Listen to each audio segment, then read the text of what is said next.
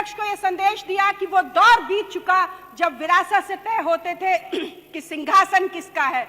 वो दौर बीत चुका जब विरासत से तय होते थे सिंहासन किसका है। अब जनता तय करेगी कि साम्राज्य किसका होगा। विपक्ष से कहना चाहूंगी कि लाजमी है तुम्हारा मेरे किरदार पर उंगलियां उठाना, लाजमी है तुम्हारा मेरे किरदार पर उंगलियां उठाना। तुम वो जो चाह कर भी मेरे मयार तक नहीं आ सके, आप योगी जी पर उंगलियां उठा सकते हैं। आपको पीडीए इसलिए याद आ रहा है कि आपकी सरकार में यानी पिछले 70 वर्षों में जितना शोषण दलितों का, जितना पिछड़ों का हुआ है, शायद ही किसी का हुआ। श्रीमती अलका सिंह जी, कि आपने मुझे बोलने के लिए मौका दिया। विपक्ष जो लगातार मेरी सरकार पर हमलावर रहा है, मुझे लगता है कि विपक्ष को उन चीज़ों का आकलन करना चाहिए कि सरकार का बजट क्या कहता है और सरकार की नीतियां क्या कहती हैं।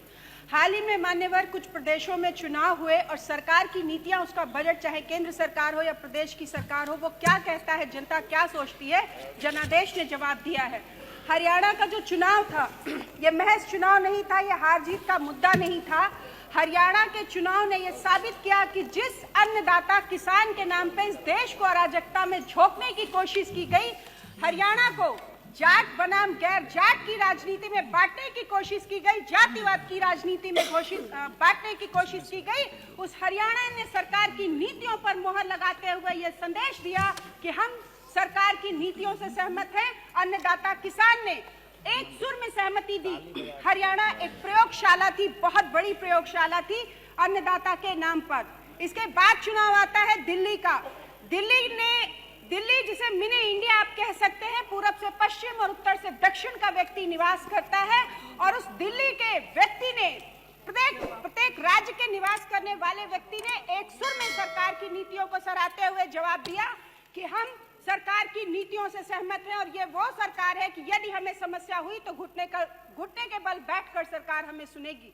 इस जनादेश का विपक्ष ने आकलन ही नहीं किया, क्योंकि उसे तो सिर्फ सत्ता प्राप्ति चाहिए थी, और जनता ने विपक्ष को यह आदेश दिया, जनता ने विपक्ष को यह संदेश दिया कि वो दौर बीत चुका जब विरासत से तय होते थे कि सिंहासन किसका है। वो दौर बीत चुका जब विरासत से तय होते थे सिंहासन किसका है। अब जनता तय करेगी कि साम्राज्य किसका होगा। सबसे बड़ा कष्ट विपक्ष का ये था। माननीय अधिष्ठाता महोदय, एसी कमरों में बैठे विपक्ष के तमाम नेताओं ने 2024 के चुनाव में एक भ्रम फैलाया जनता के बीच में कि भारतीय जनता पार्टी संविधान को समाप्त कर देगी। लेकिन हमारी सरकार, कहते हैं ना कि जो भ्रष्टाचारी होते हैं, जो लुटेरे और दलाल होते हैं, उनका काम होता है किसी सच्चे व्यक्ति के खिलाफ अफवाहें फैलाना। वही सरकार के खिलाफ किया गया।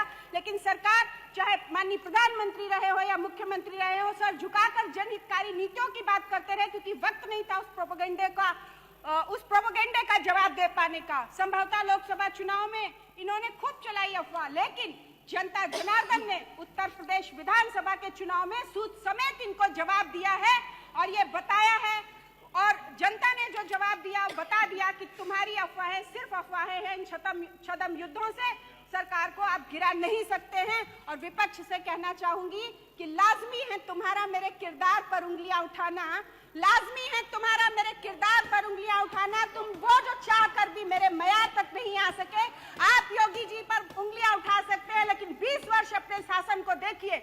माननीय सभापति महोदय, इनको पीडीए की याद आती है, क्योंकि आपको पीडीए इसलिए याद आ रहा है कि आपकी सरकार में यानी पिछले 70 वर्षों में जितना शोषण दलितों का, जितना पिछड़ों का हुआ है, शायद ही किसी का हुआ। और आज भी मैं भारतीय जनता पार्टी की सरकार से आती हूँ और एक ऐसे समाज से आती हूँ जिसे 70 वर्ष आपके लोगों ने प्रतिनिधित्व नहीं दिया, भारतीय जनता पार्टी ने दिया है। मैं उस अर्कवंशी समाज से आती हूँ, इसलिए दर्द समझती हूँ लोगों का कि कितना अपमान सहा है लोगों ने, कितना कष्ट चाहा है। और अगर उस अपमान को देखना है तो आइए, मेरी विधानसभा में ग्राम पंचायत, और पूरे विपक्ष को आमंत्रित करना चाहती हूँ, ग्राम पंचायत कुकरा, चाहे गौरवशाली चमार समाज से आने वाली एक प्रधान को खत्म करने का काम आपके भूमाफिया ने किया है, जिस पर 50 लाख का तहसील से इशू हुआ था। 2012 में सरकार आपकी थी, 2012 में उस पर 50,000 का कर्ज था। उसने उस चमार समाज की गौरवशाली उस महिला को खत्म करने की कोशिश की है।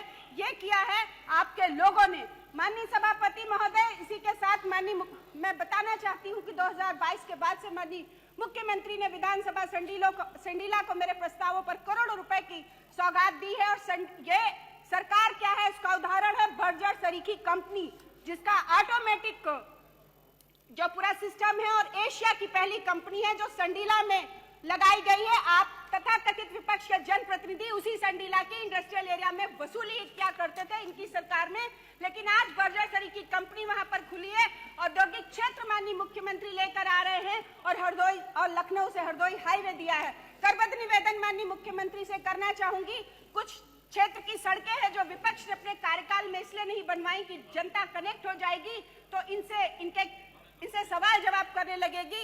कल्याण खेड़ा महिटा से लखनऊ बॉर्डर तक, रैकवार खेड़ा से कटियार तक, रैकवार खेड़ा से कटियार तक, प्रहलाद खेड़ा से गोड़वा खेम तक, हाजीपुर से देवरी भटपुर तक, बनी से बंजरा तक, जुगराजपुर से रामपुर तक, टिटई से भोगीपुर, हल्दर मजरा छावन से लगाकर रामपुर कौड़िया तक, बमनवा से कुंभर खेड़ा होते हुए बाराही तक। और माननीय महोदय एक विशेष सड़क है टीकन खेड़ा मजरा छावन से लगाकर सिद्धनाथ बाबा जाजूपुर तक।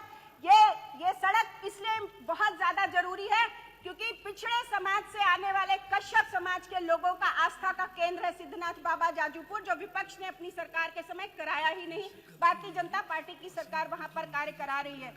माननीय अधिष्ठाता महोदय पिछड़ों की बात करते हैं, इसी तरह से संडीला नगर में विपक्ष के ही एक चेयरमैन है जिन्होंने हिंदुओं की इतनी दुर्गति कर रखी है, विशेष रूप से दलित समाज के लोगों की, पिछड़े समाज के लोगों की हालत तो तब हो गई कि मुस्लिम समाज के लोगों का कब्रिस्तान भी, उसकी जो जमीन है करोड़ों रुपए की, उसे भी दबाने की कोशिश की गई और भारतीय जनता पार्टी की सरकार उसकी नीतियां अर्थात उसकी विधायक खड़ी हुई है, तब उन मुस्लिमों के कब्रिस्तान की जमीन बचाई गई है। आपसे करबद्ध निवेदन करना चाहती हूं कि संडीला नगर में एक अंडर बाईपास की अत्यंत आवश्यकता है ताकि संडीला नगर और मंडल मलेरा से आने वाले लोगों का जीवन आसान हो सके।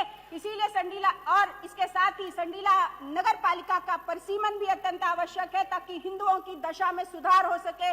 और पीडीए की बात करने वाले लोग, अभी कोटेदारों का मैं बड़ा मुद्दा सुन रही थी, इनको बताना चाहती हूँ कि ये वो लोग हैं, विपक्ष वो है जिसने 5,000 रुपए फिक्स था कोटेदारों से, वो लिया जाता था, उसके बाद कैंसिलेशन कराए जाते थे, अटैचमेंट होते थे और फिर कराया जाता था और 5 लाख रुपए का ये बिजनेस चलता था। और इसमें इन्हीं पिछड़ों, इन्हीं दलितों के मुंह का निवाला अधिष्ठाता महोदय मारा जाता था, जो कि अब एक मिनट बस, अब भारतीय जनता पार्टी की सरकार आने के बाद खत्म हुआ है। इसलिए कष्ट हो रहे, आपने मुझे अपनी बात रखने का मौका दिया, इसके लिए बहुत बहुत धन्यवाद, सादर प्रणाम।